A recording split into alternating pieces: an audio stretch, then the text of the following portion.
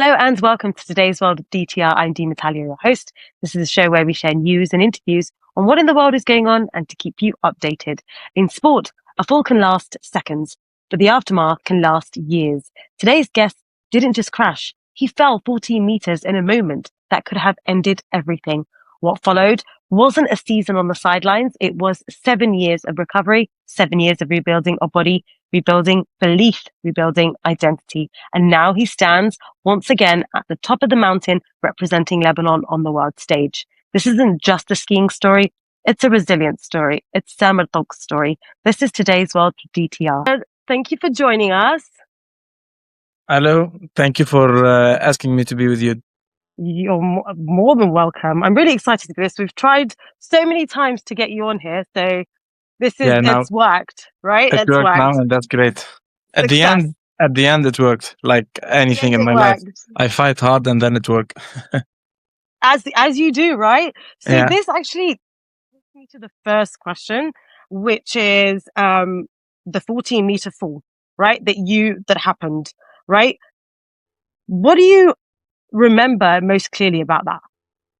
Actually, I remember those 5 seconds to 10 seconds when I was sliding down the glacier, and I was thinking like, I just want to save my life. I just want to save my life. Wow! Oh my God! I think I still remember until that moment. And was there like this moment you realized that recovery was going to take so long, and then you just thought like, that's it, my skiing career, that's it, it's over? There was a moment that I thought that it's going to take a lot of time, but instead of saying no, I'm going to stop, I said, no, that's my profession. Like I was born to have this consistency and this strong will that you need a lot of time. You know, like my specialty in life, I think, is small steps and longer time. So for that matter, I'm really good at it. I'm really good at taking my time. Maybe if it takes 10 years, so be it. That's what you're gonna do. You're gonna persist.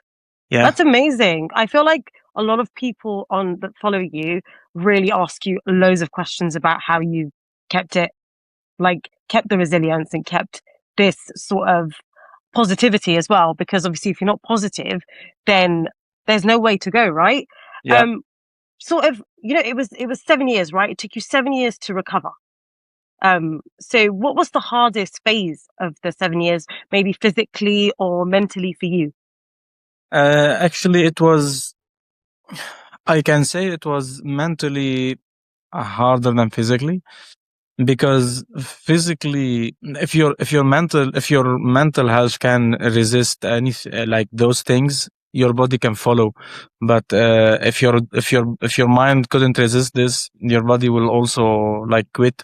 So it starts with the mind and then continue with the body. But it was like the constant fight with my mind that like keep going, keep on training, keep on doing the little stuff, keep on sacrificing your sacrifices that I used to do for many things in life, and especially in our life in Lebanon. It's really hard to be consistent and training hard, you know, because our society, our government, our way of life, it's much different than the European life. Yeah. So there's a lot of distractions. There is a lot of barriers in our way. Yeah. So that actually made it a bit harder, and that's also one part that it has to take some credits. For sure, and the fact that you kept on going, despite that, is astonishing, because Lebanon did go through a war, did go through multiple, like you said, multiple barriers, and there you are, still your goal is in your head. I need to make it where I need to make it. This is where I need to go. Yeah. Actually, during this period, there was a lot of things that happened. First, it was the COVID. Second, there was the big revolution in Lebanon, and that made everyone like anxious. Second, there was a war with Israel, and then after the war, there was like the economic collapse, and there was a lot of things that they were like also going in parallel with my recovery and my goals. And every time something happens, I would think about my Olympics. I would think about my world champs. I would think about my career and everything, and I would try to find ways just to keep on going. I mean, from then on, right, your physical comeback, that's obviously huge, right? How sort of different is your body today compared to what it was, before the fall? Oh, it's much different. It's Mm, much different. Like before the fall, there was another Samer, another body, and another yeah. mind. Actually, uh, my body is so resilient and strong, and I think it has a lot of also strong genetics of muscles and recovering.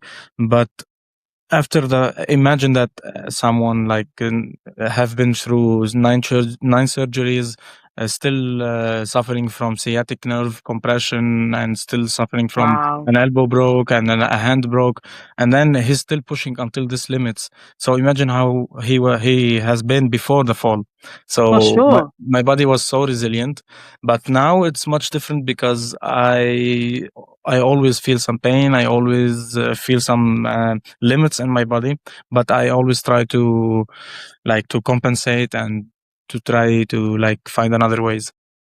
Wow. I mean, it's amazing. You talk about it like I just broke an arm, I broke a leg, I broke like my hand, and it's just like it's like this is normal, but it just goes to show how far you've come. It's like Yeah, I accept that your body was completely different to what it is now, and probably even better because you've worked so hard on that yeah. process. Right? Um, did you ever change your skiing style? Did that change for you? Yes, in some ways. I maybe in cross country skiing I can just explain it to the public because it's really Yeah, of course. specific. Of But course. I've changed some styles. I've changed also the way I train because it's impossible to train as normal athletes. I need to treat my body as it is now, as with injuries and with a lot of pain, a lot of recovering, and those stuff Wow. are not that easy. So you always need to find another way just to compensate. And I actually have a saying that I always say it in my mind, especially after I fall down. It's when you it's three words when you say um, I'll come back to you for this one, but Yeah, no problem. it's actually a good one. It's a good. We'll have to paste it in. We'll have to Yeah, paste it in. I mean, if it's something that resonates with you and keeps you going, yeah. and we'd love to hear it. Did you sort of ever resent the sport? That I think that sometimes I know that you've come so far, but were there points where you thought, you know what, never again. I don't want to do this. Never doing it. Uh, Not, I don't think so, because I was always trying to fight hard for that. Maybe sometimes some things happen that it appeared that it's maybe not possible, Yeah. like from the outside. So I was like looking, oh, maybe it's not possible. But then I thought, no, I'm going to find a way for that, you know. Yeah. But like just to quit or resent, like for maybe 1 week or something, no, I never did. I love that. I mean, I just feel like whatever I've complained about is just useless compared to someone who is like it's like sometimes you need to go through things to kind of understand your body, understand how far you can go mentally and physically. Yeah. So I think that's honestly, I Thank you. can't just, I've seen so much about like people asking you questions and the way you answer them. I'm like, this guy, the level of positivity is out of this world, off the scale, because Yeah. it really does take so It much does. it takes so much. But also, what's something that people maybe don't understand about like long-term recovery? Because obviously it took you such a long time. Actually, they don't understand that long-term recovery takes a lot of discipline and a lot of commitment and a lot of sacrifices.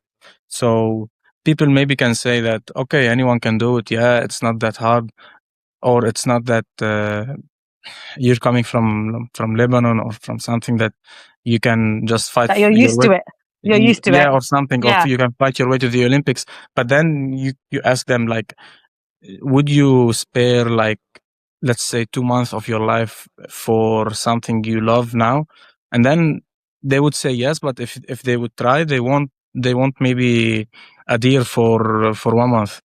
And then because they didn't even try, like they just speak about it. But when they come and try, it's much harder to Much adhere harder for for you. 7 years. Imagine you're training for 7 years, like without even without stopping for 1 week, and then uh, you hear some criticizing from other people, or from people that doesn't understand sports. Yeah, absolutely. And it's just like, you don't know anything. Let me do what I need to do Yeah. to reach my goal. Yeah, for sure. Um, it brings me on to sort of fear and courage and all that. I want to talk about, the first time you stood at the top again. You know, um, was it a different feeling? Did your heart race differently? What? Of course, there was any different. There it was different because that time I was thinking that, like, I'm not racing with a normal body now. I'm Yeah, competing with uh, with a body full of metals, or full of iron. So I was actually proud of it, and not the opposite. did you sort of trust your body immediately? I can say yes because my mind knew the limits. Like I know my limits before every step I just try to do. So I never did something that maybe it's out of my limits, and then I need to like I don't know, be afraid, or not trusting my body again.